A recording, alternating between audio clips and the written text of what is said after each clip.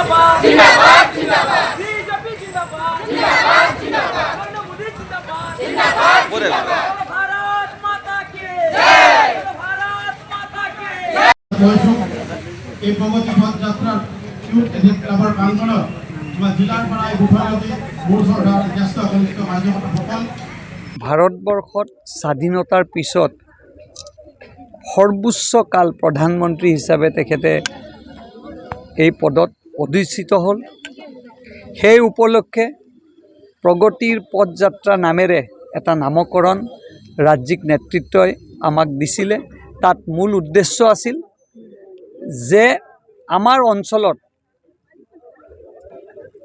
চৰকাৰী উন্নয়নৰ কিছু কাম, কৰবাত ষ্টেডিয়াম, কৰবাত হস্পিটেল, কৰবাত স্কুল যদি নিৰ্মাণ হৈছে, সেই নিৰ্মাণ সম্পূৰ্ণ হোৱা নিৰ্মাণ স্থানলৈ গৈ এই উন্নয়নৰ এক ধাৰা যে আমাৰ সমষ্টিত যে হৈছে তাৰে উদাহৰণৰ চানেকি হিচাপে আজি আমি কৰৰা মিনি ষ্টেডিয়ামত আমি উপস্থিত হৈছোঁ।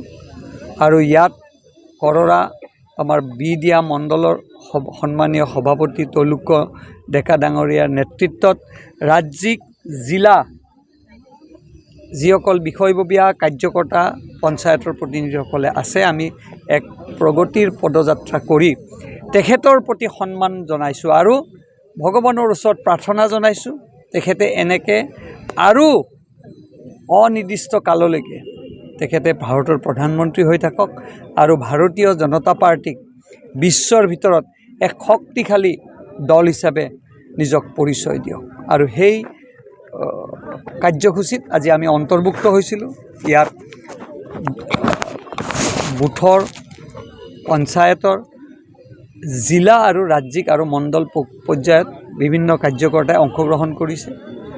এই চেগতে প্ৰধানমন্ত্ৰী মোদী ডাঙৰীয়াক আন্তৰিক অভিনন্দন আৰু শুভেচ্ছা জ্ঞাপন কৰিছোঁ।